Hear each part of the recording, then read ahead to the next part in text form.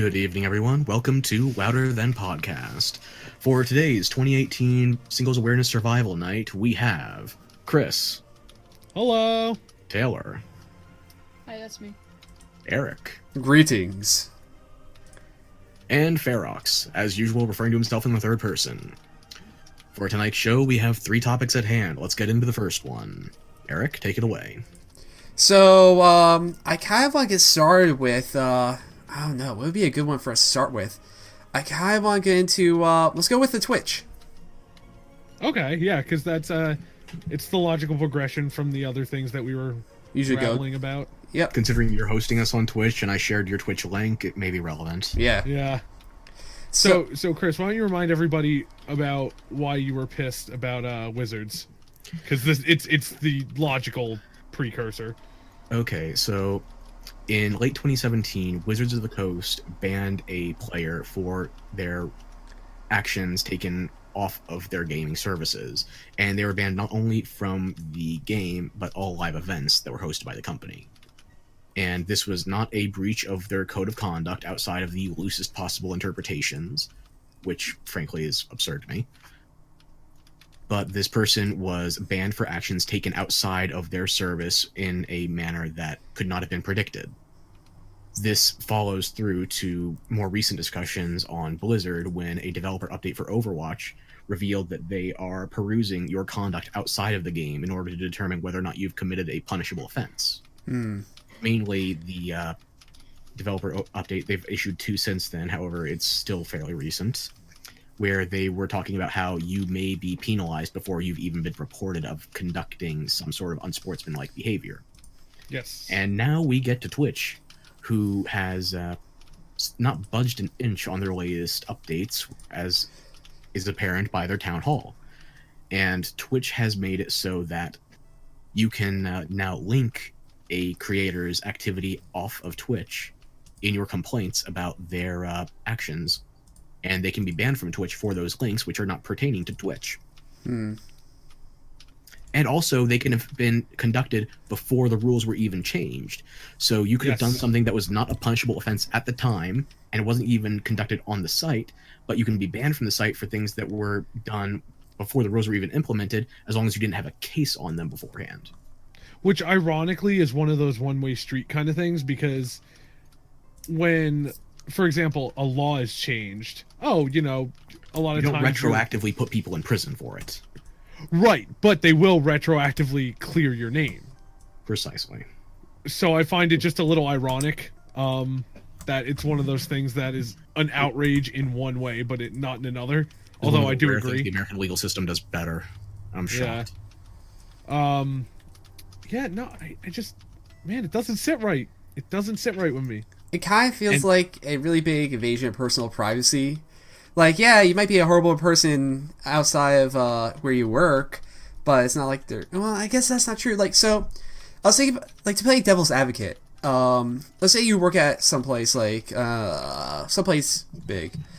So, let's just say you work as a entertainer on TV, and you find out that this entertainer does, like, horrible... Like, is just, like, the biggest asshole outside of work. Like, would they fire the guy for being the biggest asshole? Oftentimes, I mean, look at how many times people have been booted from, a show or a project because there were, there was an issue. I'm not talking criminal allegations. Yeah, we're talking about, like, hey, he's kind of just a dick.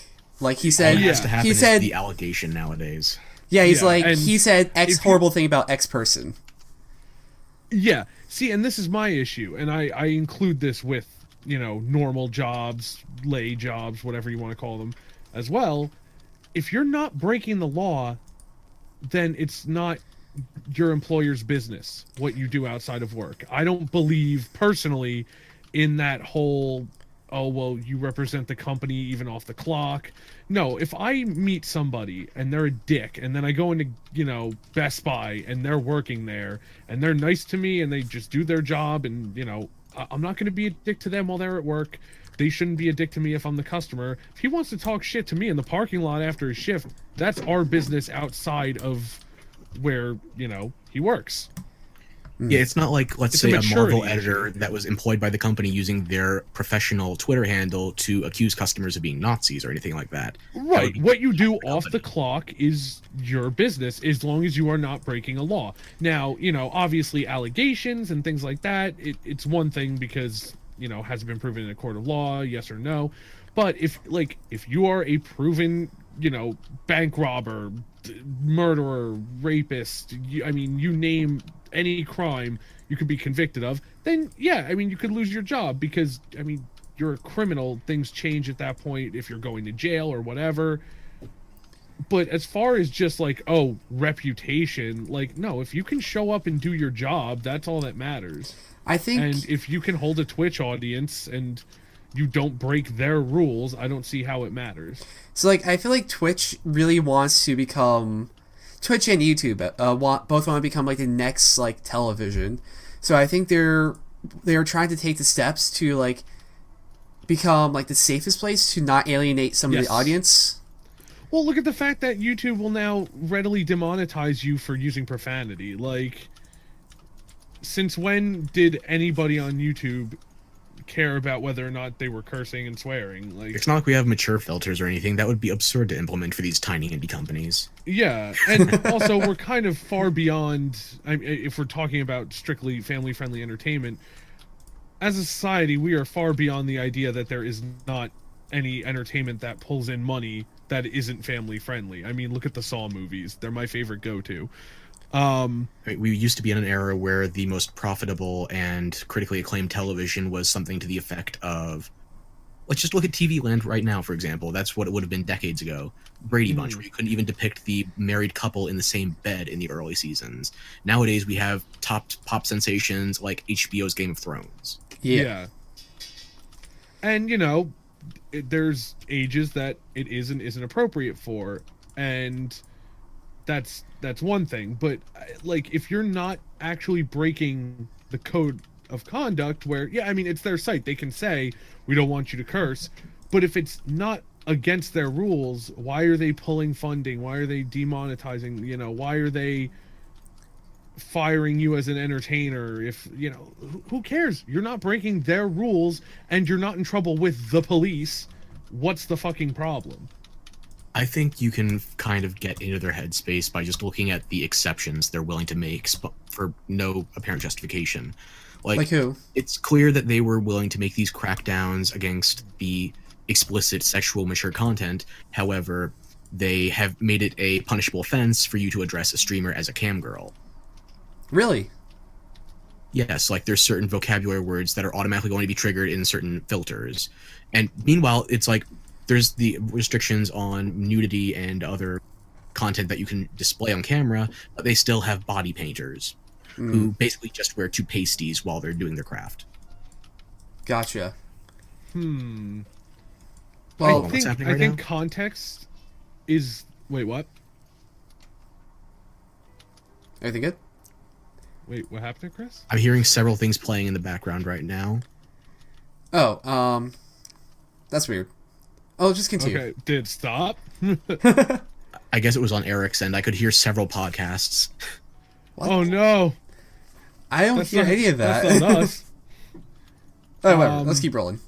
Yeah. So no, I guess context is part of it too. Wait, he said I was going to tinker with a couple things. You keep talking. Oh, Okay.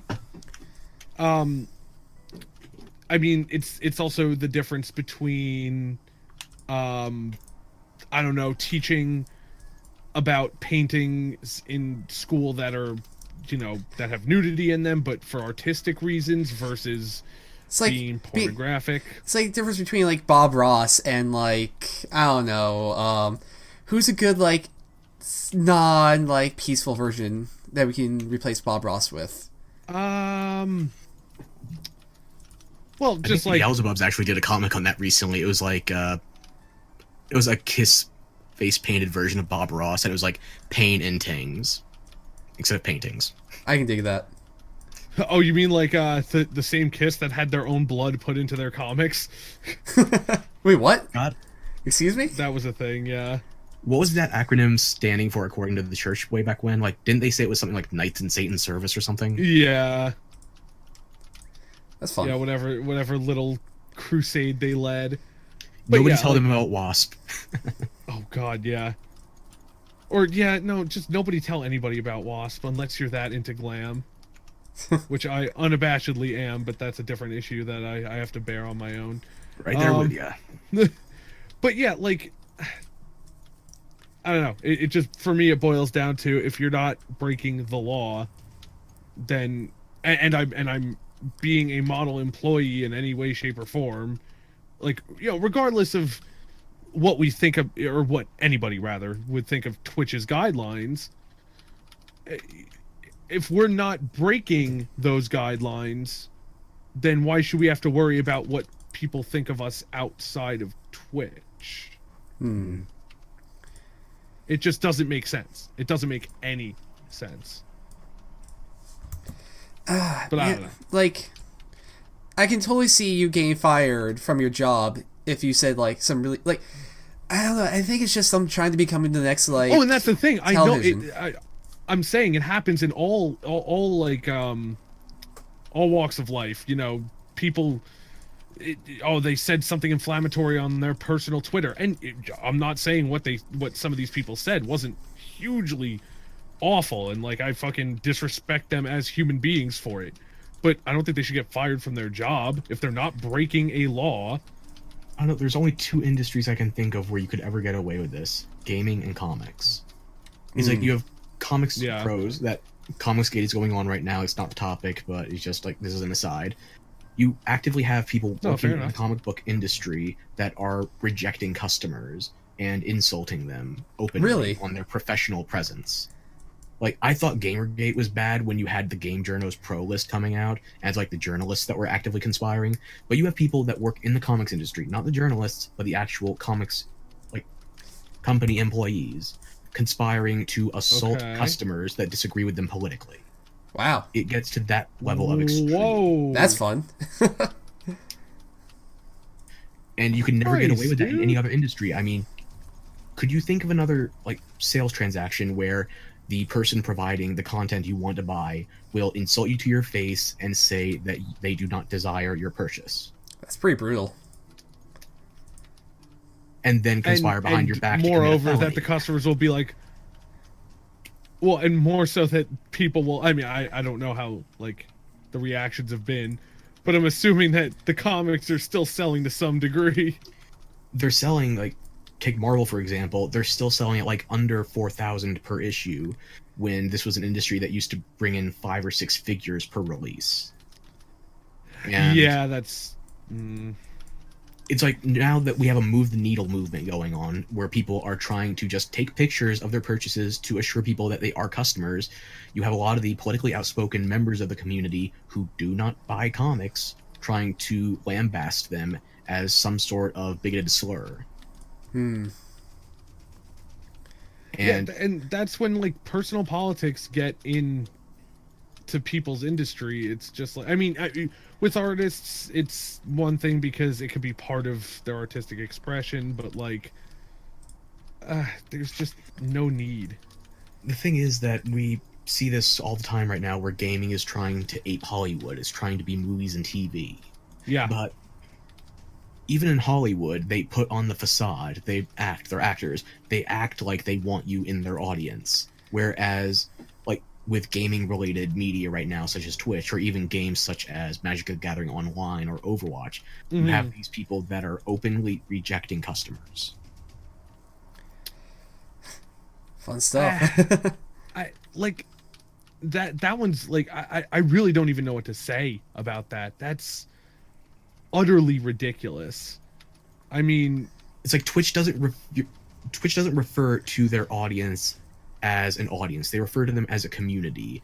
And if you watch the town hall, it's like, we have the best community here on Twitch. It's just sometimes they get a little lively, or however they phrased it. And they're not willing to... I'm trying to find a good way to phrase this without insulting everybody involved. Right. This is a tough topic. This is one of the tougher ones I think we've had to address personally. The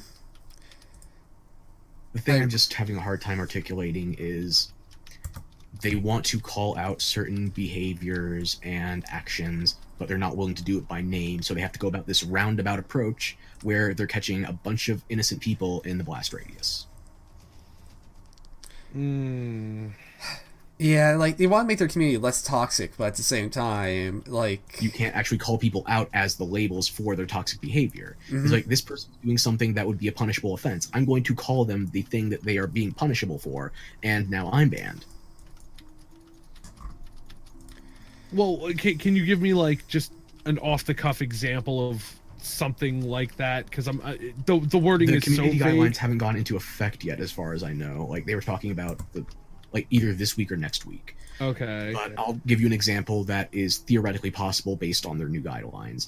that's fair, because all we can do is speculate at this point. Okay, go so on. let's say you were watching I'm going to throw one of my favorite streamers under the bus here, Tara Babcock. Let's say we were watching a Tara Babcock stream, and for one reason or another, she started doing her fan service Friday content in the middle of the stream. And that would be a punishable offense for sexual content. Right. But then you have someone trying to report her, but in the process, they call her a cam girl. No And that more person who kitty reports her gets called streamers. out. from downtown. Layup. Okay, so I get what you're saying. Like, by saying something about it, you are getting yourself into trouble. It's like, just the way they've structured the guidelines, even the nature of reporting could be punishable. That's ridiculous. Yeah. If you're not actively participating in whatever's going on, like, I don't get it. Because like okay, all you can do, this kind of goes back. I mean, this is a bit of a like a general life topic, but like, you know, you can't necessarily bank on changing like the entire world. You can't save the world, but you know, you could do a little bit for the people around you, and it adds up. That's kind of how a community is, you know. Twitch can't stop cyberbullying 120 million%, but what they can do is, you know, enable rules and regulations that at least Twitch is not a place where it's welcome. And you have to bank on all the companies doing that in their own special way. But what we're seeing is an example of Twitch trying to say, like, we're trying to save the world by, like, enacting our will. Like, this kind of reminds me of when, like, I'm not too big in this community, but I remember League of Legends had, like, a giant, they tried to cleanse their toxic fan base. Okay. And there was a lot of kickback on that also, because, you know, it's just changing how, like, it's trying to change the world in, like, a petri dish, if you know what I mean. Yeah. I mean, they're trying to use, like, their influence to be like, hey, let's discourage this kind of behavior, which on one hand is admirable, because I don't think anyone's really gonna say that, like, Twitch is trying to, like, encourage people to do bad things. You know, I think we can agree that for the most part that they're trying to take what would be considered by many to be moral high ground with their rules. But at the same time, it's one of those things that precedents and whatnot, and hey, like, if a lot of people start seeing this, it's like, where, and saying we should do it too, where are you safe? Like, what? And people misinterpret things all the time and stuff like that. It's not really your place as a company to say, like, well, we've determined that you're toxic, even though we've never had a problem with you. You know, when you're socializing with people, it's one thing to say, I've seen the bullshit you pull, I don't want to interact with you. But you're running a service for people. Banning somebody from that service because of what you heard about them as a person is a little fucking much. Well, I feel like it's also, what's the best way? It's kind of like, since they have, some people also believe, like, since they have that much power on the site, they should step in if they're, like, causing damage to the community. So, like Twitch, I feel like, is in a tough position, and either way they went, if they did nothing or they did something, they would have gotten, like, negative feedback. I think that's valid, but I also think that doing less is better than being, and I'm not trying to throw around big words here, but, like, a bit totalitarian. I think it would have been a much safer play to just be like, look, guys, like, we're doing all we can to stop you know, people from being asshole bullies to each other on our site. What they do outside of our site isn't really, you know, in our control, nor should it really be.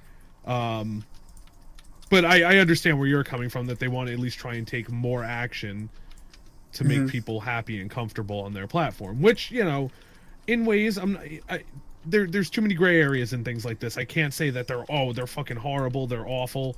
This is a very gray area topic, but I think ultimately it's one of those, you have to preserve some elements of freedom, that, like, I'm not being, you know, fucking Watched and blacklisted by sites I use because they saw, like, some guy get, you know, antsy with me on Twitter. This is definitely and like they a Big decided Brother I type was the situation. asshole.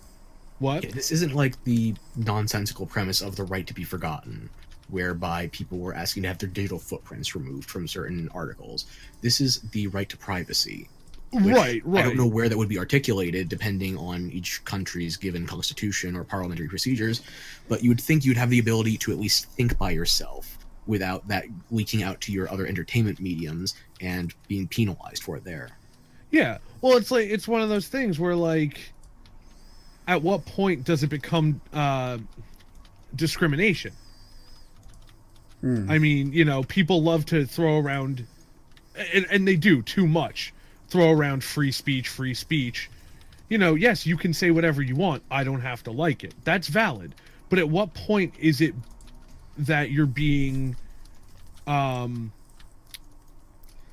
you're being, like, taken in a way that you should not be denied a service or access to, you know, content or something because, oh, you were considered a liability socially.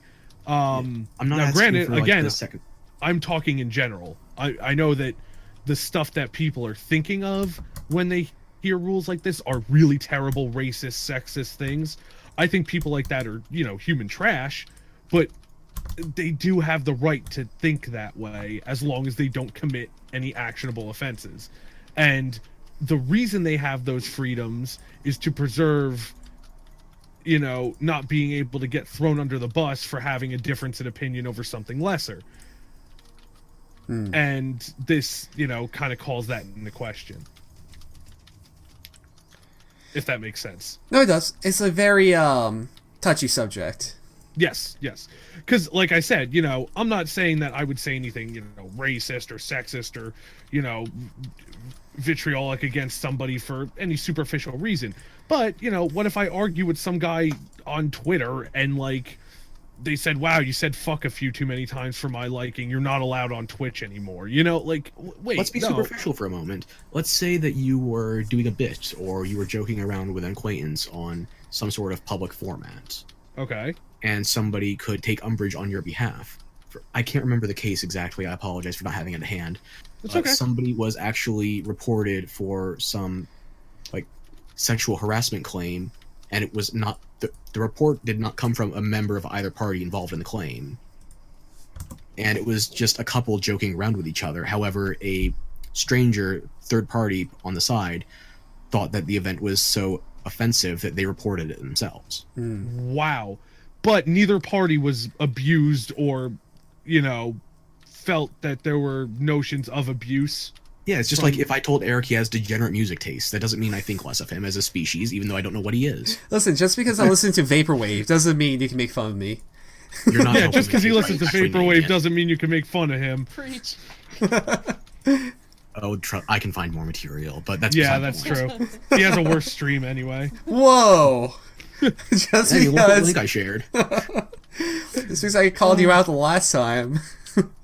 Okay, you some. No, but I definitely see your point there. And, like, you know, that's the kind of stuff that gets misrepresented and misheard or anything, you know, along those lines. And that's the problem. Not, you know, sure, no love lost for the people who are actively making the world a worse or more dangerous place for good, innocent people. But what about the people who are decent human beings that aren't, like, that you just happen to have a difference of taste or a difference of opinion with, but, oh, they're banned from Twitch now because That's just the way we do things now. How do you feel it- about people who like play a character, like That's Doctor? the other thing. Like You can what's his say name? things that make people uncomfortable as a character. What's the name of that really big Twitch guy who got? Dr. Disrespect? Yeah, Doctor Disrespect. Like he was like a really funny guy who made people really salty, but it was part of his character. Exactly.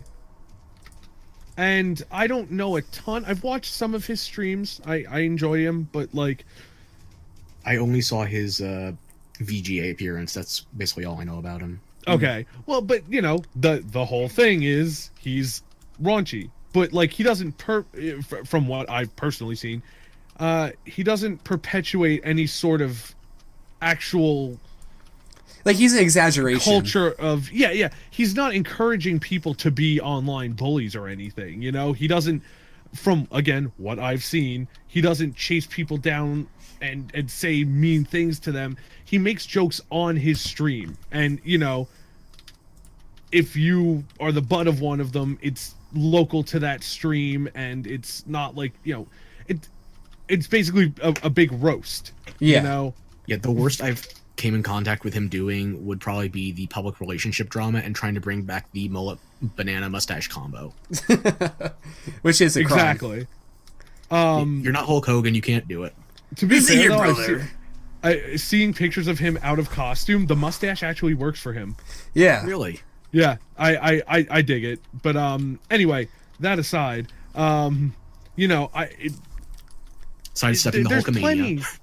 Yeah, there's plenty of comedians, or you know, even people who try and make their point seriously. You know, if it's something that's actually very near and dear to their hearts, they make the point by playing caricaturized versions of the people they disagree with, or any similar expression like that. And you know, does that mean that you are a dick even though you said things that somebody who is a dick would say? No, it's called, you know, acting. Mm-hmm.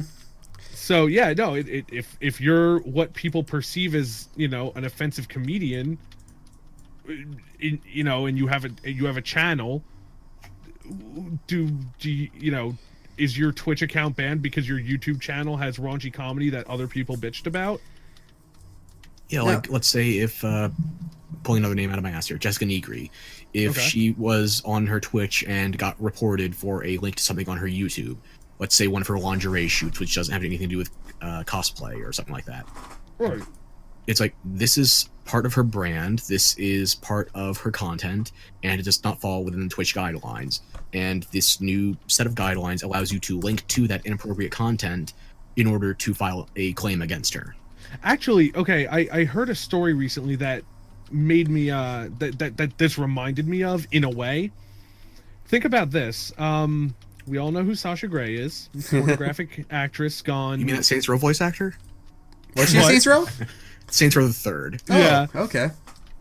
She was one of the twins, but regardless, continue. So, you know, very famous for being in pornography, but she has a multitude of other talents, and she apparently, I think it was somewhat recent, or I mean, couldn't have been too long ago, as she's not that old, but apparently, don't ask me how this fell through the cracks, a school was having, like, bring famous people in to read to kindergartners day. Someone hired Miss Gray. How Now- much for? Now here's where it gets interesting, right? There was like a huge outlash that she went and did it. It's not like she took over a sex ed class. But here's the I interesting would thing. totally go to that. Just saying. Yeah, like I think she would know more than most people. Yeah. The reason I find it so fascinating, though, is when the context shifted, details changed. Because, again, as far as I was told, she didn't know it was bring famous people into read day. No one told her. She thought she was just doing something nice for kindergartners. And that being said, like, is she really the bad person here? She was trying to do something nice and wholesome and Oh, stuff. no. Who cares if she's a porn actress? She can still do nice things for people. Yeah, it's a lot harder to accuse someone of being a whore when they take money out of the equation. Exactly.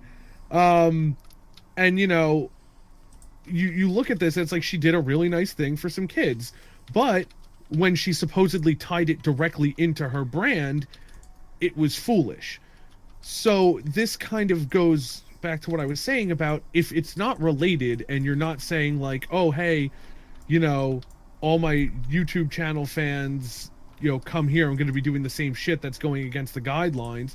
No, it doesn't matter what you do outside of it. When you're in context on Twitch, if you're not breaking the rules, I don't see a problem. The same way that I don't see a problem with Sasha Grey reading to children because she's not doing anything inappropriate in that room.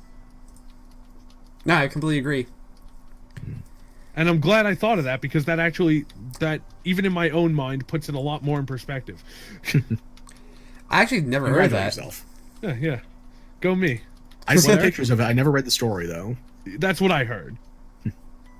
That's a What cool were you story. saying, Eric? No, I was Yeah, saying it's like really I never heard that. interesting, Yeah, yeah. I thought it would be like a bigger news. I mean, it might have just been one of those things that got it's bigger solved news than really whatever quickly. His job is. Because Yeah. she's, I mean, from all accounts I've personally seen, Sasha Grey seems very intelligent, and I don't think at She's all that definitely she's very business minded. She has to be. She's her own entrepreneur. Oh yeah, and I don't think that she's the type of person to be like, oh yeah, it's a great idea to use my fame to, you know, to talk to kindergartners about me being a porn actress. No, she probably just wanted to do something nice for some fucking kids. Like, And for fuck's sake, Dan Harmon's done more harm to kindergartners by making them read off Rick and Morty scripts. I mean, that's fair. yeah. So, but yeah, do we want to do final thoughts on this topic because we have some other juicy stuff? You guys go first, but I have a closing line. So, I don't have much more to say. I think I said it all. Yeah, I'm pretty happy with it. Just don't look at my social media. Well, to be fair, I don't really post much on social media outside of our like groups. we would all probably be banned on the new Twitch guidelines if anybody actually looked into us. But my closing thing would actually be a paraphrase of a line from a recent interview. I believe it was Kathy Newman and Jordan Peterson, where they were trying to figure out the border between the right to free speech and the right to be not offended. And it boiled down to this. You don't have the right to not be offended, but you do have the right to be in polite company. However, being offensive is inherent to free speech because you need to figure out where to draw the line and figure out what people find desirable so that you can either produce it or suppress it. So the guidelines are too restrictive right now to experiment. And I think that we need to not penalize people outright, especially if they're not doing something on the platform at hand. We need to be open to experimentation, especially if we're not even doing it within the community that's being regulated. Yes. And I think I'll leave it there. I think that's a good way to put it. Yep, I'm happy with that. All right. Part 2. Should we move on to game talk? Yeah, sure. Okay, so the extra credits stuff is pretty interesting, especially, you know, I've since I brought it up to you guys, what was it, like a few days ago, I watched the videos, and I don't know, I have some interesting thoughts on it, but does somebody else want to start, or should I? You go for the first part. Yeah, all I have to repeat is stuff I've said on other podcasts, so you go for it. Yeah, same here. Hold on one second. So, I'll start. Oh yeah, go ahead. Sorry, Taylor had to ask me something real quick. Oh, no problem. So, I don't know how I feel about the subject. Like, yeah, they should be charging for their games, but like, I'm more likely to buy. Why don't we give the context? Yeah, give the context. So if you want to do it. Basically, extra credits. Who I think is actually a pretty good show. I don't watch a ton of their stuff, but I want to, preface it. They recently did a piece on an episode rather on why games should no longer be $60. AAA games, they should be more. And the cost of game making and this and that, and it's been that way for years, doesn't account for inflation. And for context, before we go into any of this, I am looking at a Toys R Us ad. That's great, Chris. What? That's great. Oh, I know. It's riveting television. So I'm looking at a Super Nintendo era Toys R Us ad. There are games. Miss Pac-Man is $40. Yoshi's Island is $53. Ooh. Street Fighter Alpha 2 is $70. Oh lordy. Okay, and that Street Fighter Alpha 2 for the SNES came out in 1996. So 22 years ago, a game was $70 from Capcom. That is insane. I didn't know it was that expensive. So I know I'm kind of I'm a kind of proving extra credits point that it's been like that for longer than they thought or than they explicitly mentioned. But they were actually even more expensive in some ways. Yet factoring in inflation and accounting for what they would be in the present day, Australia's not the only place that would be paying over $100 per game. Yes. But also there were factors like games were more niche. It also, we're using the Super Nintendo like as a jumping off point. If you use that in the N64, like the memory limitations for fitting data on those devices made it so you had to get customizable carts for some release runs, and it would literally cost more to print one than the other. Actually, it's funny you say that because that's what Street Fighter Alpha 2 used. I don't remember which special chipset, but there is a set of Super Nintendo, like the Super FX and all those. Street Fighter Alpha 2 uses one of them. Yeah, the only time we've seen that in recent memory would be, which one was it? Donkey Kong 64 in recent memory I'm talking about is Resident Evil Revelations on the 3DS, or if you go by the box art, Resident Evil Revelations. I love Capcom misprints, but the point was that was a 3DS game that came out at a $50 price point, while every other cart released for that platform was $40. Yes. And the $10 markup was on the basis of they needed a different type of cart to fit all the data onto it. Okay. I actually didn't know it used a special cart because I only played the demo. Marked down heavily in the pre-owned since then. If you weren't there when it was new, you might have missed it. Okay, that's obviously bound to happen, but What game was this for? 3DS you said? yes. Okay. Resident Evil Revelations.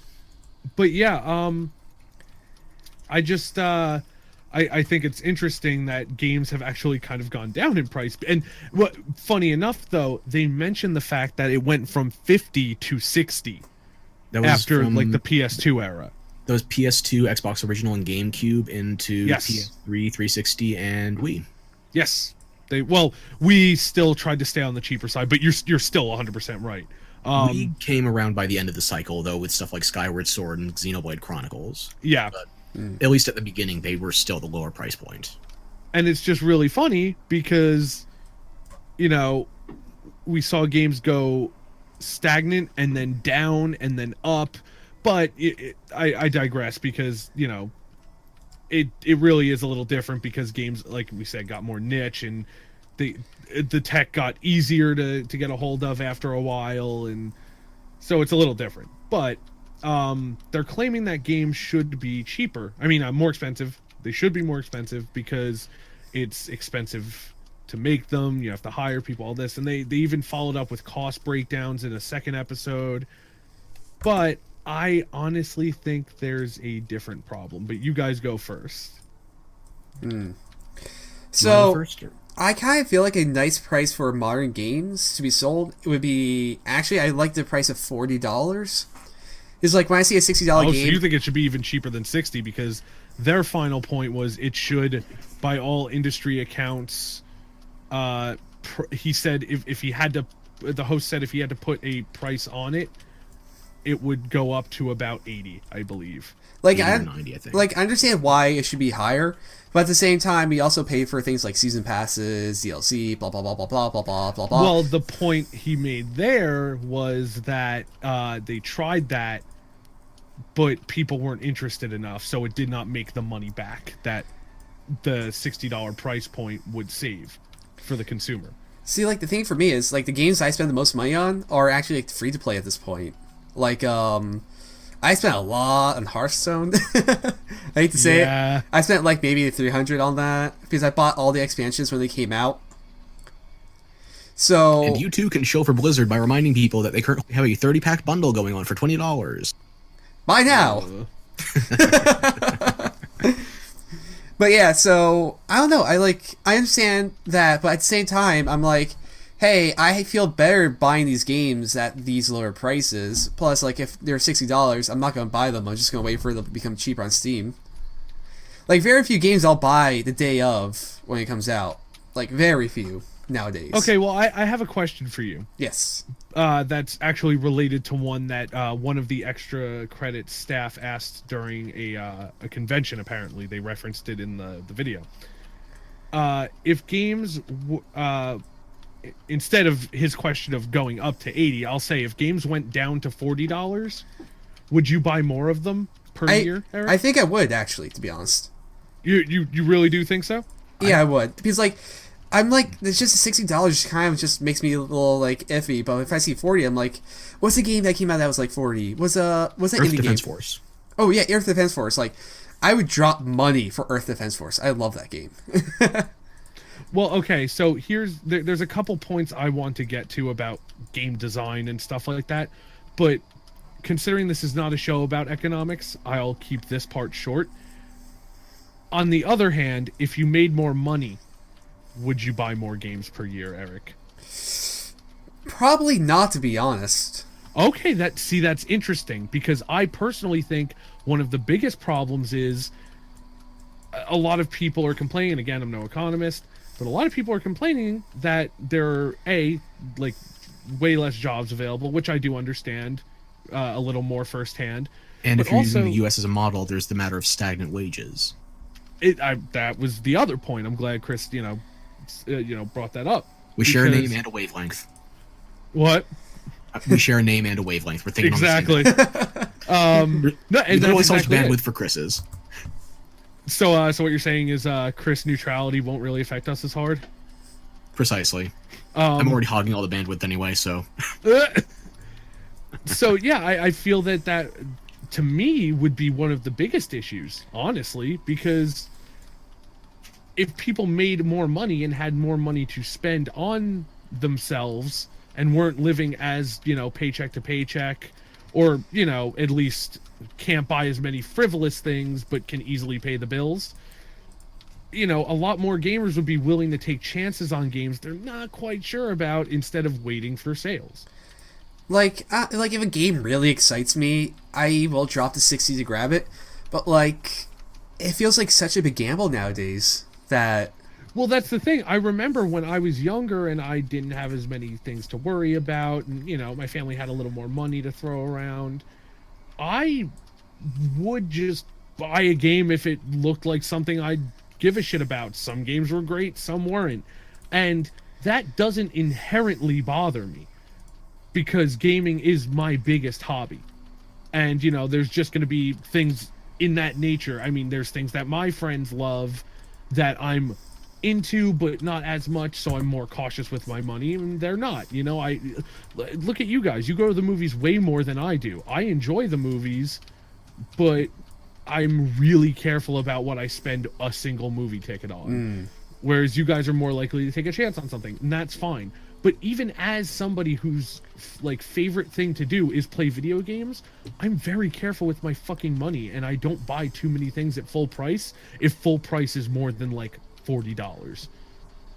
Yeah, I completely agree with that. Like, but if I made more money, I would. Oh, it kind of feels like it's almost like I guess Have we moved into the points you wanted to make before you were giving Earth for, or?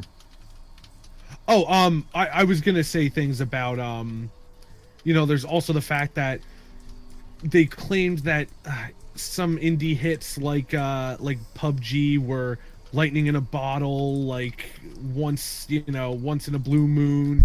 But I've seen so many, and they also said on the PC market specifically, there's so many games released every day that there's no way that you can hope to keep up. But I'm like, honestly, most of them are shovelware made to make a quick buck or abuse the trading card system. Yeah. As far as real games that come out, it's not that flooded. I just wanted to make sure I wasn't interrupting a train of thought or anything, because no. Whenever we're done with this line of reasoning, I had a couple of thoughts on it as well. By all means, feel free to interject. Okay, so I previously said before that I'm willing to accept a markup in games provided that there are no additional elements of monetization featured in there.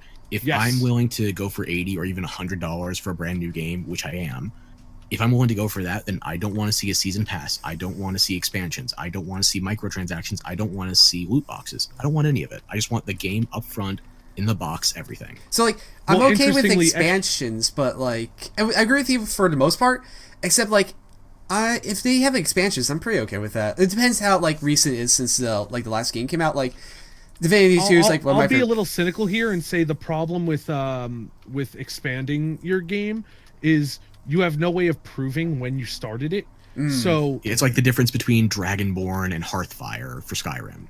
It's like Hearthfire was pretty much shown off in a dev like challenge, like what you could build within 48 hours before the game was even released. People were experimenting with Skyrim to that effect with just the inner workings and the staff. And modders did it better by the end, but the DLC was pretty much all built up from before the game was even released. Versus an expansion like Dragonborn, where it advances the story, it adds unique land masses and NPCs and quests, etc.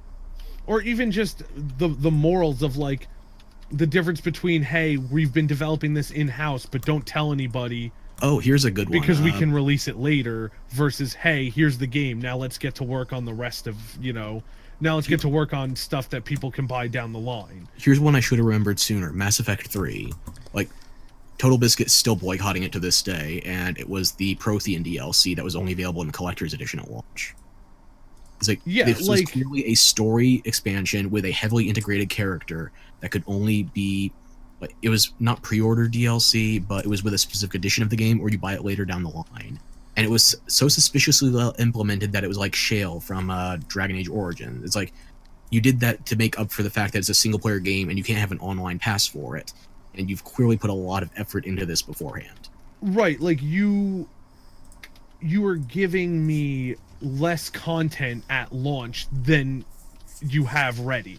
That's my problem. Like, if you make a game and then say, here, let's release it, and then, a couple weeks later your team gets to work on, okay, what can we add to it in a few months, that's fine. But it's really tough to prove in today's climate of, greedy studios and just greedy companies in general. Not that that's ever... And the not data a thing. miners have gotten way better at it too, so you can't hide Yes. as much away on the disc. Like, Oh, you're yeah, not going no, to have hiding on a Shumagorath disc and is Jill like- Valentine sneak up on you nowadays. Yeah. But, you could easily just not tell anybody about it and be like, hey, we have this totally new DLC that we didn't hide in the studio for 5 months now. Please buy it. It's new content. But, like, you really could have put it on the disc. And I don't know. It's just, you're releasing a game. You know it's going to be X amount of dollars for me to buy it. Just give me what you think the $60 is worth, and we'll be on our way. Don't, set me up for expectations to spend more money down the line. And I'm with you, Chris. I would rather spend more money. I mean, given, like, let's say the U.S. The wage disparity, or I can't think of the word. Discrepancy, disparity. Disparity, Yeah, I was yeah. mixing it too. Yeah, disparity. Thank you. Sorry, my brain stopped. If that were, fixed, improved upon in some way, I would be far more happy to just say, no, dude, just charge me $80 if it's really that expensive for you to make, and just give me everything. I don't want to, get invested in a game and say, oh wow, that costume looks neat. Too bad I have to pay like $20 for that costume. Don't nickel and dime me. Just sell me a game, an experience, and if it's good, it's good. If I don't like it, I don't like it. Yeah, it's like just wanting to pay up front is such a strange thing, but there are games that have made it work, but they're not box copies. They're free-to-play digital games. Yeah. Like, Jim Well, Sterling... and argued extra credits recently made the that- point that then at that point, rich people are paying for poorer people, or less wealthy people, will say, to not have to pay as much. But to me, that's a ridiculous model, because it's not that the It's a rich people are dependency just... on whales to keep your economy afloat. Yeah, you're not saying, oh, well, wealthy people, would you like to pay $80 instead of $60 so that more people can pay $60? No, you're giving them $80 worth of content instead of $60 worth of content. So I think it's a false equivalency, really. one thing that I was trying to get at just a moment ago was Jim Sterling recently made an argument that a lot of these AAA games that include multiple revenue streams, if they want to monetize like a free-to-play game, then we should be expecting them to be free-to-play, or in the words of Nintendo, free to start. And while I find that a defensible argument, I don't often agree with the guy, but I think he's making a good point there. If they do plan to nickel and dime you that much, I'm not okay with an upfront box copy. I agree. And there's also, like, you can buy things up front in certain digital free-to-play games. Like, does anybody remember Smite? How you could, at one point, I may actually still be available, you could pay a lump sum and you get all the future gods, like everything. And it would be, you have no worries about a character rotating in or out, you can just get all the characters. Battletech more recently actually did that for all the different mech designs, whereby it's a larger sum than Smite would have charged, but you get basically have access to all of the mechs from now until the end of time. That's pretty phenomenal. Yeah, that's pretty cool. I would do that. You don't get stuff like that often, but the fact is that there are companies that are able to turn a profit and charge you up front for effectively everything. Like, that's so customer friendly. Sense to me. Yeah, because people like me, Chris, and from what it seems like you, Eric, we'll just go, yeah, just give us the whole game, man. Oh, I bought Killer Instinct even though there was a free-to-play model. Like, I just wanted to buy a box copy. And I just wanted all the characters. So, you know, it makes a lot of sense to say, okay, well, because of people like us, we made it cheaper for other people. And I'm fine with that. But, like, for the most part, I don't know when we just... Extra Credits is acting like, oh, well, we have to try something. We're losing all this money. But, like, when did that become such an issue? I hate to give the Extra Credits guys crap because I think they're not malintent in this. I agree. They are industry representatives. This is their bottom line at risk here. And I will say that they do readily admit that, and I respect that about them. The thing is, though, we as consumers are not obligated to be concerned with the well-being of the industry. So when the industry is fighting to stay afloat, that I get. But when they're fighting to stay profitable, I don't care. Yes. I'm going to get a little punk rock here, too, and say one of the things that Sterling said in his response that I very much am on board with is, who was the first one to take a pay cut? Iwata at Nintendo. Like, that was incredible of him. Yeah, because it showed responsibility. I mean, may the man rest in peace. But, like, it's just a matter of, why should I feel bad when I know that the dude doing the 3D modeling isn't getting nearly as much money as the CEO? It's like the CEO taking a hit as opposed to, like, laying off employees. That's something you so rarely hear about. Yeah. Like, and honestly, I'm one of those people. I believe in, I understand the free market and all that stuff. But, like, as somebody who considers himself not very greedy, like, do I really feel bad that the guy can't buy a private jet? No, like, he can live you have to nicely. buy a Hyundai instead of a Ferrari. Should we pity you? Not you can still even. afford a car. It probably wouldn't even be that big of a deal. You can't put diamonds in your pool? Oh, I'm so sorry. Yeah, you can't afford a literal diamond pony, and so you just have to settle for iridium on an alien backwater planet. My bad. Granted, yes, we're exaggerating here, but for the most part, I think you're right, even with your exaggerations. Like, I don't feel fucking bad because the guys who busted their asses and made indie success hits, I'm sorry about that. What? Okay, none of that came through? No, what did you just say? How the fuck did I apologize? You're just sorry for no reason. You probably never mind, I fixed it. What were you gonna say though?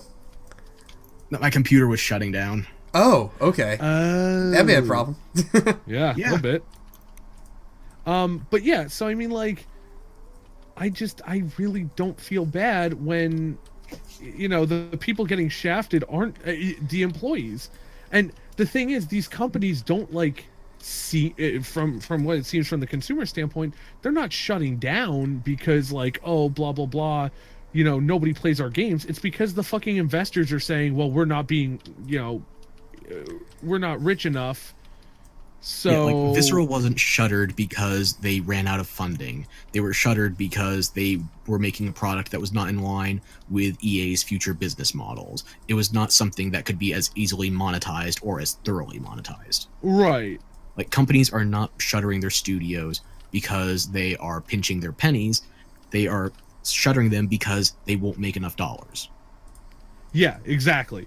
So really, I think that's the big problem, is that the rich are getting richer, and you know, the consumers are getting blamed for, well, you know, pay up if you really want to support the industry. Like, no, how about, like, instead of worrying so much about what we're spending our money on, why don't you worry that you're making, you know, maybe too much money to be concerned with putting the prices up. I mean, and again, I'm willing to pay more. I'm not stuck up. It's just I don't make that money. Yeah, Yeah. and it's times like this we have to realize the gaming industry has just as dirty a pair of hands as any other industry.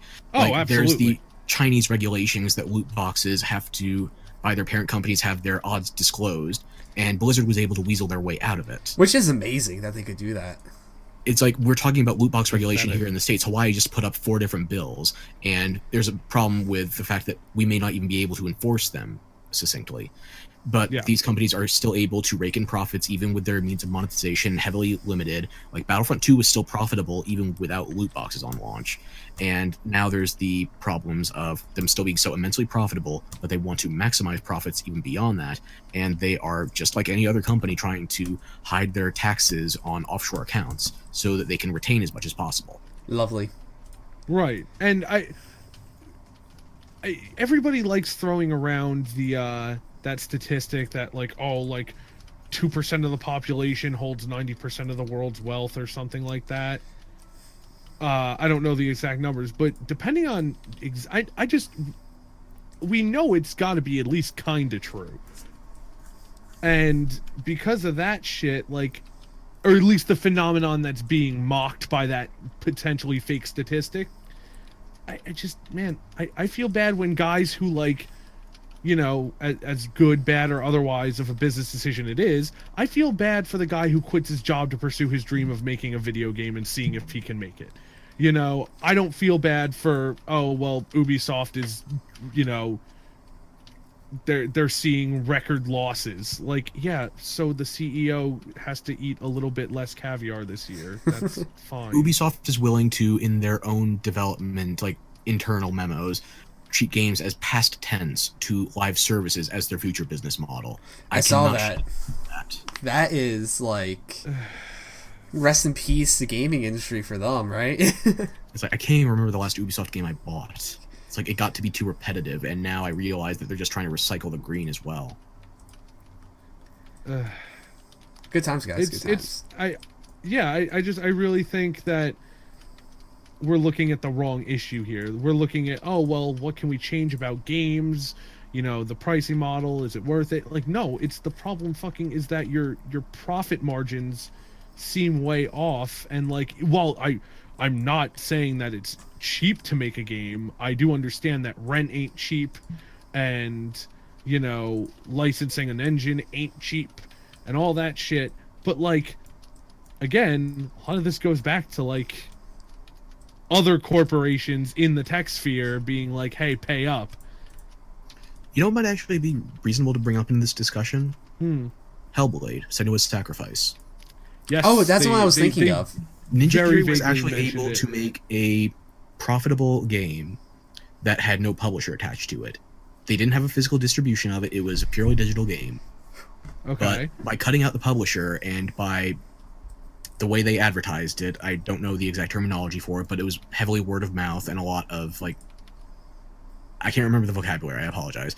But basically, the way they advertised it, and by removing the publishers from the equation as well as the physical copy, they were able to make a AAA quality game, even if it's not typically AAA industry, that quality of game for $30. No season pass, no DLC, no microtransaction, nothing. Just the complete product for half the price of a standard AAA game, which will then charge you an extra double price for all of its content. Huh. I forgot how much they really kind of defied the odds there. Yeah, it's like they were doing so well, they were able to do a like discounted re-release of it, or not re-release, but sale release of it, and donate the proceeds to charity for mental health Wow, awareness. that's great. Christ. And it's Like, also that's like how a beautiful well they game. were able to do with their game. Just with No, go ahead. just with the right approach to their desired audience, treating them respectfully and giving them the product they sought rather than anything superfluous and trying to monetize them to an unreasonable extent. They actually made a product the audience demanded, they consumed it, and was profitable. You think that would be enough? Yeah, Nah. and I mean, like I said, it goes back to what Extra Credits was saying about, like, oh, lightning in a bottle. Like, no, like, we have to make things like this the trend. We have to support it, and it's kind of ridiculous to put down some of these people's hard work as, you know, yes, they were great, but they were also right place, right time. Yes, that's valid sometimes, but there's a reason that some of these things work.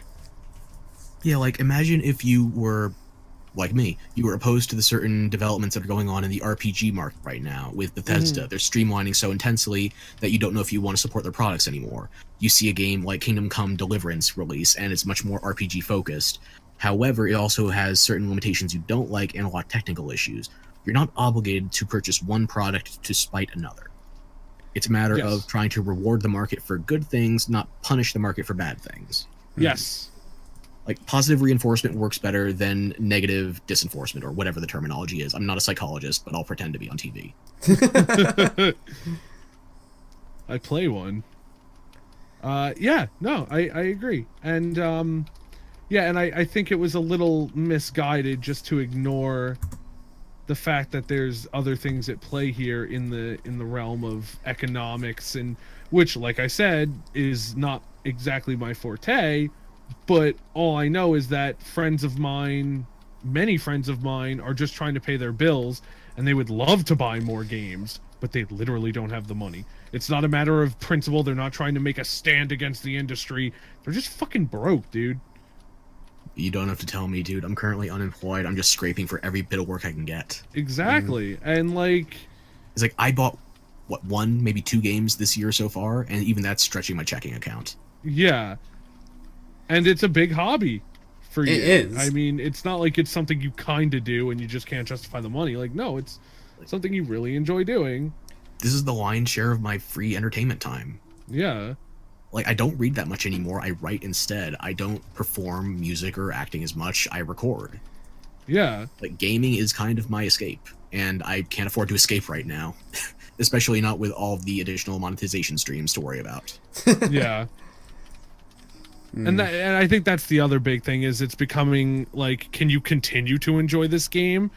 Like, just, you know, it's bad enough that you're expecting people to pony up money for the game in such a, you know, in this, you know, job market, this economic market, but then to say like, hey, by the way, if you want to keep enjoying it to the fullest extent, you need more money. Like, come on, man, I already bought your game and supported you. Can I say the thing that like stresses me out the most? Yeah.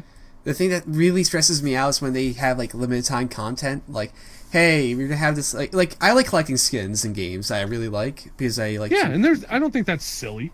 Yeah, and like it just makes me so stressed out when you're like, hey, you can get this really nice skin, but only for this 1 month, and it's gone forever. Like, I almost feel like obligated. Like, oh man, now I have to get this.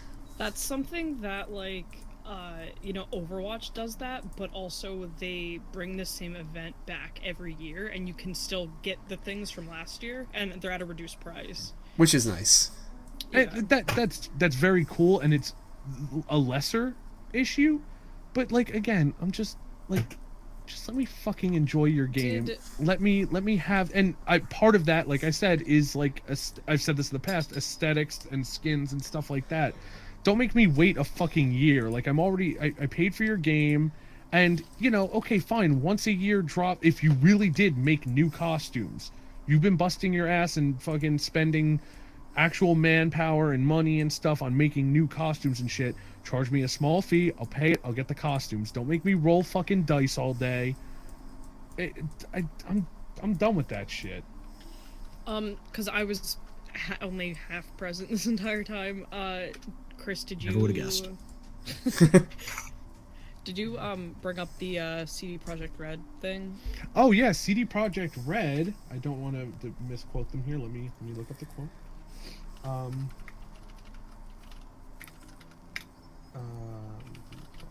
They commented. Yeah. Okay. 13 hours ago. I have a friend in the background. Hey Kyle.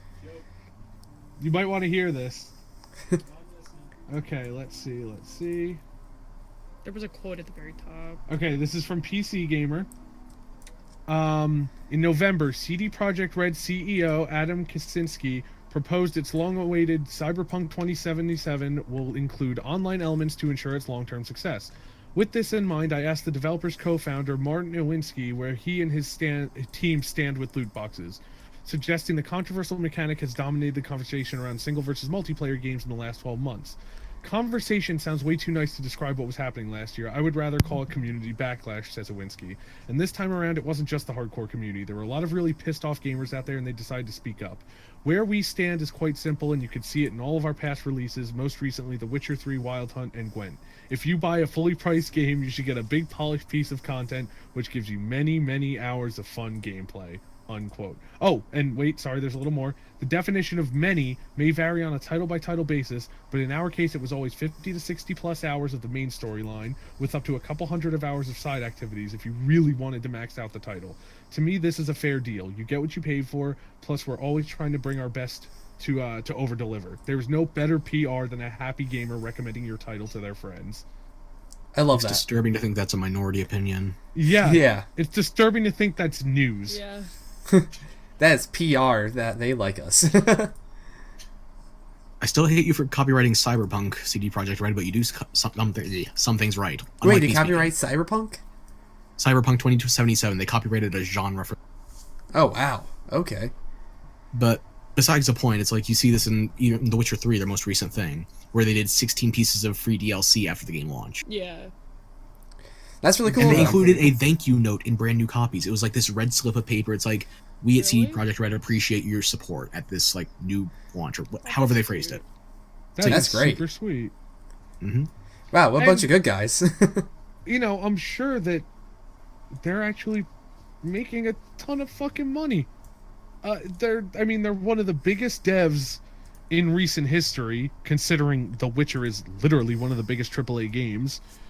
And you know, Cyberpunk is one of the most hyped games of, you know, the most recent console generation, and it's, you know, it's on track to come out to great success. And they're giving you a lot to enjoy in a game and saying, okay, now just hold out for when we make our next one. Not, oh, you know, we need you to buy this and this and this after the fact. No, we're going to give you a game, you're going to play it, and if you like it, cool. If you don't, sorry. And then you could try again with our next game. All it takes is overworking a bunch of polls. By the way, I still am not comfortable referring to the Polish people as Poles. I just don't have a better word for it. I mean, that's valid. Solid Saying they're clarifier. overworking the Poles makes it sound more like a strip joint, honestly. Yeah. Oh, yeah, of Which, course. given The Witcher 3, That's true. There's a So, lot of bone in there. I haven't played the Witcher games. It's I a mean, bad no, house. me neither. But I've seen enough of them. just skip To the have first one. respect Let's get for the how special well they're edition. made. Everything else is golden. Like, I've heard, Okay. like, they're, like, the true rivals to, like, a Bethesda when it comes to the open world experience. Yeah, it's No, like it really is. I've seen a decent amount of Witcher gameplay. there's and not as it's- much main character customization as I would like, but they're otherwise flawless. Nice. That's what I Right. like. And there is also the speculation that they may have, at least the novels, ripped off one of my favorite comics, Elric, so there's always some fun controversy. I mean, you really can't ever stop that. That's always going to happen. Controversy makes. Yeah, the who would world figure the go. Polish would rip off the French? Yeah, That's a topic for another day, though. Yeah. that's a topic for a history podcast, but a very interesting one. But yeah, and like I don't know, like I said, I know I'm an old man when it comes to like the gaming industry, but like Ah, Sonny. half the fun in a lot of older games was unlocking costumes and hidden characters. Oh, I and things love like that. Yeah, so like now I feel like that's also part of the magic of gaming that's been put behind a paywall, in addition to making it more expensive. You know, You know what I really miss? What? Doing like crazy like button matches, like up down B, left right, up down, to get like crazy bonuses or cheats. I miss the Oh, plug and hell play yeah. convenience of consoles. Mm, Who needs yeah, to- well, that Kingdom Come Deliverance that's has way a behind 20 us. gigabyte launch day patch, and I have no patience. True. Yeah, that is worse. I didn't even get that game, and it pissed me off to hear about that. To be fair. And like expandable storage on consoles is just a pain in the fucking ass. Yeah. I have a 4 terabyte internal in my PS4 right now, and I have an extra 3 plugged into it, and I'm still half full. Just from trying to fit the games in their entirety due to mandatory installs. I mean, look, as much as I like my Switch, there were games that launched that took up the entire hard drive. Yeah, I mean, what was it? Microsoft did a 4 gigabyte Xbox 360, and you couldn't even fit Halo on it. Really? Yeah. Well, at least back then, though, to be fair, the hard Yeah, it was drive like- wasn't really used for games. It wasn't the launch version of the 360, though. It was like a later, cheaper re-release. Okay. Like they were trying to bring people back in with discount versions of a console. But I'm just saying, A you bunch could of still franchise games buy on it. discs at that point more reliably. Now, I was fucking livid when I installed Bloodborne on my PS4 when I like had first gotten it, and I realized this is taking up a lot of room for a disc install. I looked at the fucking digital version; it's the same amount. The disc What? was literally used for There's this verification. thing with like modern console design where they can't actually read the discs quickly enough to make up for the performance people want. So mandatory installs are actually a way of them cheaping out. Oh, is and this like reading directly DRM? from the internal hard drive? It's not DRM. It's like a performance cheat where they're actually trying to read from the internal because it's faster than reading from the disc, and it's trying to compensate for the weaker hardware. Yeah. So you're saying PC is the superior way? I mean, the only advantage there is that you can still lend the disc to somebody. Because Yeah. whoever has the disc can still play the game. Yeah, and your But, master race still has a few hemorrhoids without modders. Just keep in mind. Yeah. So we should probably move on though because we're beyond the hour mark. So Oh, wow. I do want to talk about this this fucking texting and driving bullshit. Oh yeah, 100%. Do you have a specific story for it, or just be generally talking? No, I have a specific story for it. Absolutely. Yes, give us some. Give us the news. It's a doozy. So basically, there was a case I heard about recently where there was a death in a texting and driving accident, which very sad. The person who was driving was taken to court and stuff, and that's fine. I agree. No problems yet. Then they brought the person who was texting them to court, saying that, well, they were driving, why were you texting them? And they were like, well, it's not my job to keep them from looking at their phone while they're driving. And I will personally say that while they brought up a good point that when it got thrown out in court, I mean that's pretty open and shut in my opinion, but there's potential for a judge to set a precedent. But for me, where I start to the line gets a little fuzzy when it's like, well, what if you're texting them and they respond and they're driving and you keep talking to them? But in my personal opinion, I've done some thinking, and dude, if you're driving, it's your responsibility to put your fucking phone down. I 100% agree with you. Like, even like Apple has built-in like driver protection, so like I forget what it's called, but it's supposed to like stop you from texting and driving. Like it'll put your phone on like silent mode if you're and when it detects that you're moving at like a fast speed. So like it's kind of like your responsibility for be like, hey, I need more self-control to not look at my phone. To say, I think we're all in agreement here, but I'm going to be contrarian just to keep things interesting. do it. Mm-hmm. I think that if you have any level of awareness that your action, as far as like something that distracts somebody while driving, could endanger their life or their well-being, you have an obligation to not engage with them if possible. It would be, I'm going to use another example for driving. If you are a bar owner and you are supplying someone with alcohol, you have an obligation to confiscate their keys or disable them from potentially harming themselves and others through reckless actions, or making sure that your inaction does not enable their dangerous actions. I don't know. I feel like well, first of all, I don't really understand using your phone and driving to a great degree. I'll change a song here and there, but I'll make, I am so careful to make sure I even have the opportunity to lift my thumb to press like the next track button, Mm-hmm. But I keep my phone turned on when I'm driving. I'm so scared about it happening. Well, I use it for music. Same. But I don't like, I if I'm at a stoplight, I'll pick up the phone to make a phone call while I'm totally stopped or something, but I'll still stay aware of my surroundings. But if I'm like on the highway doing like 65, I'm not about to like pick up and like send a text message. And I think it's, it's ridiculous to think that, oh, well, it's not a big deal, I'll just do that. Like, people have to be more respectful of the fact that while driving doesn't have to be dangerous, it is potentially a very dangerous activity. And Like, you're also driving a in Jersey, giant so death it's- machine. What? You're driving a giant metal death machine at the end If of you the day. consult your exactly. prescriptions, it does qualify as heavy machinery that you're operating right there. Yeah.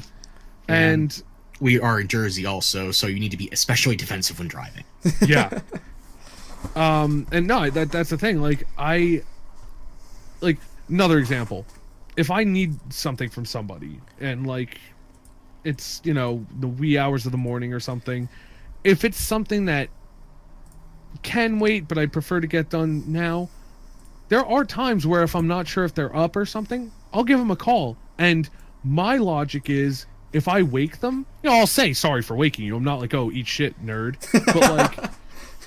But like, if they wake up and they're like, what the fuck, man, I was sleeping, I'd be like, okay, why is your phone on with your fucking ringer at max then if you're trying to sleep? That's not my problem. I can't predict that. Same thing with driving. Like, if I send you a text and say, hey, are you going to stop at the grocery store on the way home? Even if you answer me, how am I supposed to know that you didn't, like, pull over or something? If you say, yes, I'm driving, don't text me, then don't answer. You know what I Yeah. mean? I'm not in the car with you. So while I agree with what Chris is saying about, well, what about the responsibility to not encourage it?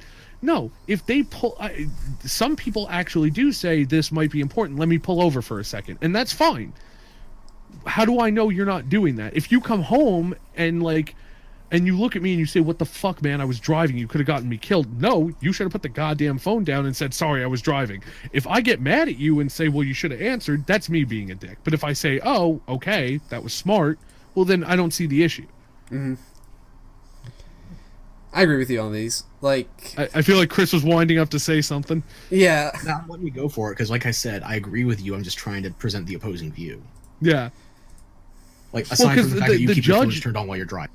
It's like, I don't do that, because I know I'm going to rock out to my ringer or something, or I'll be distracted and have to tend to several other matters. Like, when I Right. drive home, I usually just, like, yell at Siri to change music for me, and she always picks the wrong song. But, you have to deal with it. It's so easy for me, dude. If I hear a phone call, I'm like, well, guess not.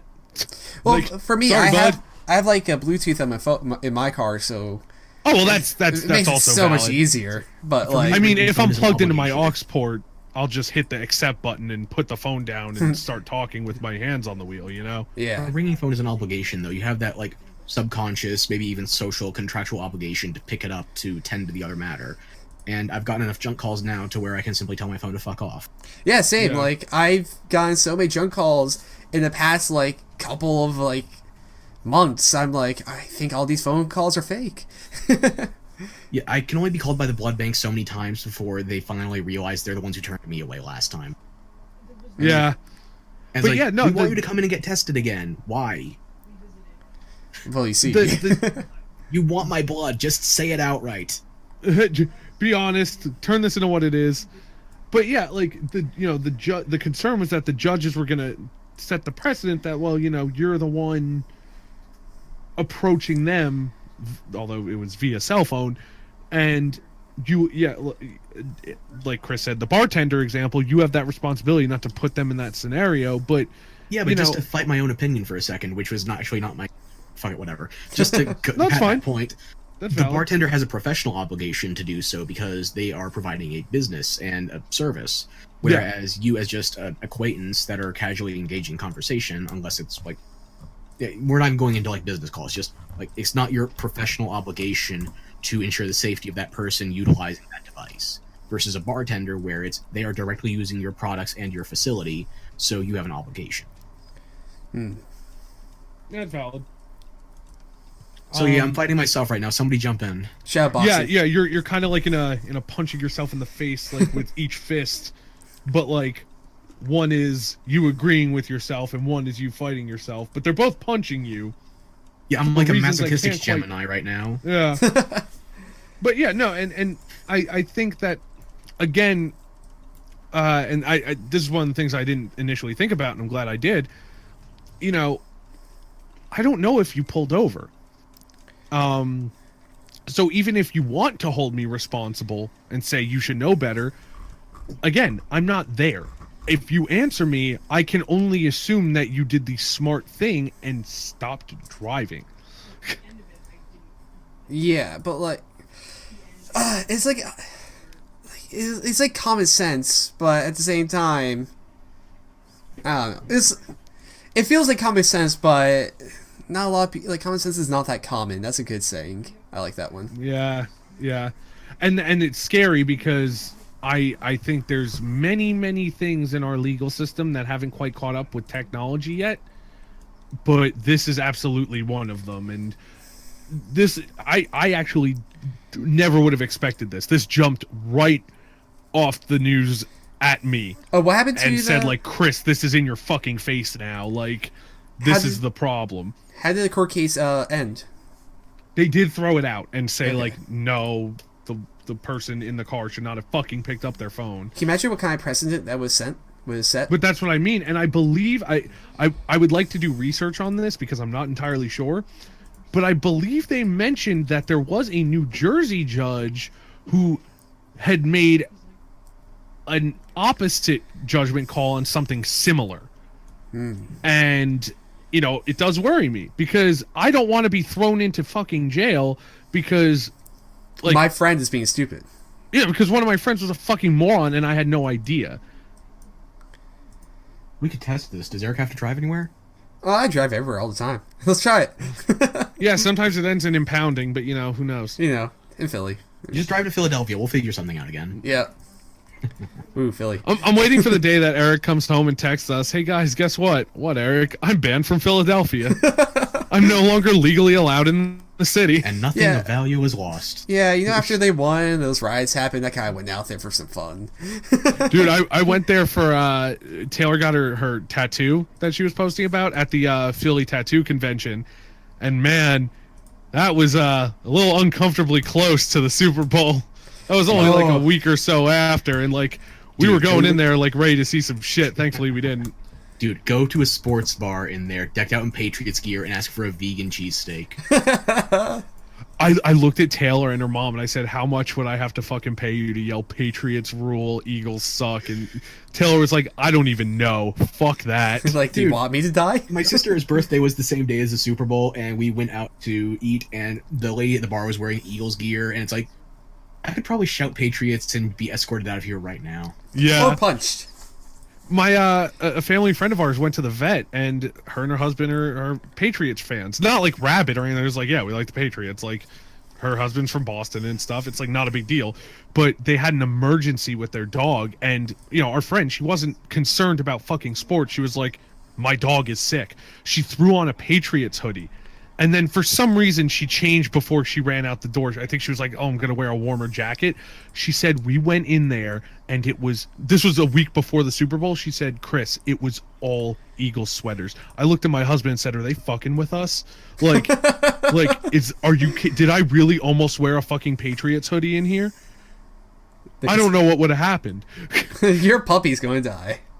Yeah, like, Oh, this common cold looks like a twisted spleen. We're it gonna looks have like we gotta put her down. Like, whoa. Whoa! She's here for a checkup. She was sneezing.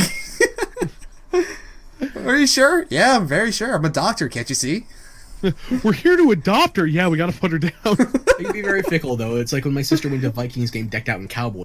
It's like she got more high fives than the Vikings fans. Really? Yeah, I forget who they were playing that day, but it's like her boyfriend's a Vikings fan. He took her, and apparently the Cowboys got a lot of positive reception there. Oh, okay. So weird, man. Yeah. Why Sports. can't we just get along? Why can't we be friends? Why can't we be friends? On that note, Eric's rude is. Anybody else got one more? Listen, I told you don't want to hear me sing. It gives us good so show, much material. guys. Good though. show. This has been fun. This has been a fun one, yeah. We really got into some shit though. Ooh. Yeah. These were All tough. we had was international economics, Orwellian censorship policy, legally Yeah. phone tech advancements. So, yeah, the controversial stuff is fun. Yeah, this is great. I forget. Do we talk about autonomous vehicles yet? No. If we have, I was not here for it. Let's do it. Oh, next week, dude. Next week. I can't wait. I'm down for that. I'm actually All so right, ready that's to not drive. That's our next week hype, dude. I'm down. Oh, then can we also talk about Boston Dynamics' new robot? Yeah. I'll do more research on it. I meant to watch videos and stuff, but I haven't yet. Oh, dude. Oh, wait. I must say first before we stop. Have you seen Black Mirror? Ever? Well, the new season. No. Okay, then watch the new Eric, just season. remind me at the end of the episode I have something I'll do for you. Great. So I'll Before we end the podcast, just the outro. let's do Okay. it. Next time on Louder Than Podcast. Yes. The Red Ribbon Army has returned. However, this time we're doing a Skynet episode. Autonomous vehicles, Boston Dynamics, and thick androids. Next time on Louder Than Podcast.